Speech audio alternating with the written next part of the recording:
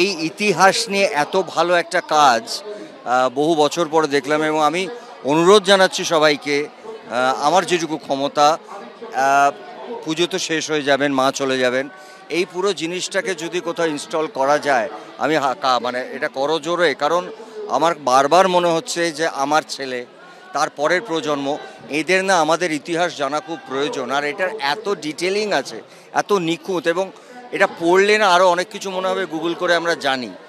মানে আমি যেখান থেকে আমি দেবী চৌধুরীতে আসার চেষ্টা করছি, যে আজ থেকে 150-200-250 বছর আগে যে যে লড়াইটা করেছিলেন ভবানী পাঠক দেবী চৌধুরানীকে নিয়ে, এবং অবশ্যই বঙ্কিমচন্দ্র চট্টোপাধ্যায়ের উপন্যাস, এটা একদম বাংলা ভাষায় বাঙালি ছবি, মানুষরা দেখছেন হল ভর্তি করে। এটার জন্য আমি আনন্দিত বলবো না, আমার মনে হয় আমার গতকাল জন্মদিন গেছে।